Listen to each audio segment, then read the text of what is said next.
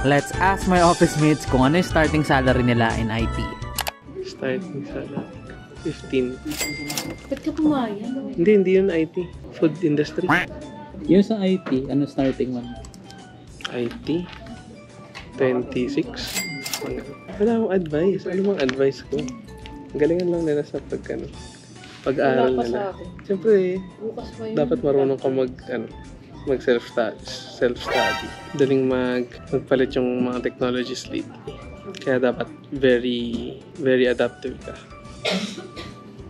Yun. Tama na yan. Range 20 to 25. Pero matagal na yun. Oh, 3 years ago. 20 years ago. 20 years, 20 years. Know your worth. Yun naman yun. Pag-research. Starting salary ko, 20K. 2016. Kasi nag-ano ako nun eh. Nag-bootcamp pa ako. Pinadala kami ng sa China. Pinadala kami sa Zhuhai. Yung batch na nag-intern. Tapos pinag-training kami ng Java. Ma-advise ko sa new generation, magbibo sila. Anong mo? Times ka ba? At kunin nila yung mga task. Kasi doon ka lang naman matututo eh. Para lumaki sahod nila.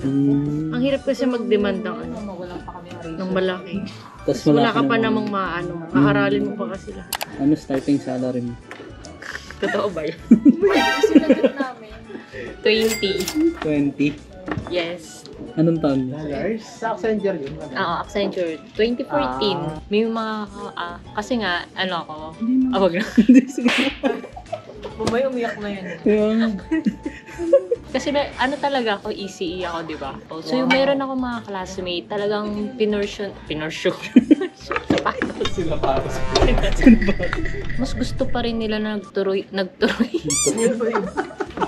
Buy! Sobrang mas gusto pa rin nila nagtuloy sila sa field namin na ECE. Kahit, maliit lang doon din. oo, kahit mababa yung sahod. As long as nare-renew nila yung lisensya nila lagi. So, hindi sila after pera.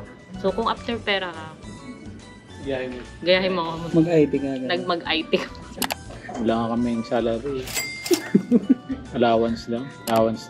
Tapos nakatira kami sa condo. Illegal. Pogo pala. First job. Pero tingin niyo, magkano yun on a monthly basis? Yung lahat na binibigay sa inyo? Abot ng mga 16, 18 nata. That time. 18. Magsipag sila. Tapos kumuha ng experience. Experience is the best teacher. 16. 16. Anong taon niyo? 2021. Level 13. Kasi contract. Tapos, after 6 months promoted to 12. 20 siya. Siguro pa sa akin, good thing siya. Kasi bata pa sila. So, kung higher salary yung case nila, mas okay yung job. Kasi kung atin nila yung promotion, super late ng percentage ng promotion ini-increase. So, I think, yun, habang bata pa, hanggat tanong ka pa sa below 30, go lang sa job hard lang. Kung, alam mo yun, comfortability sa trabaho, sa kasama. So, iba kasi naghahanap tayo sa trabaho or mga workmates. Depende naman yun. Kaya sila nag-jump. So, I think, nakadepende rin sa tao kung ano yung reason mo.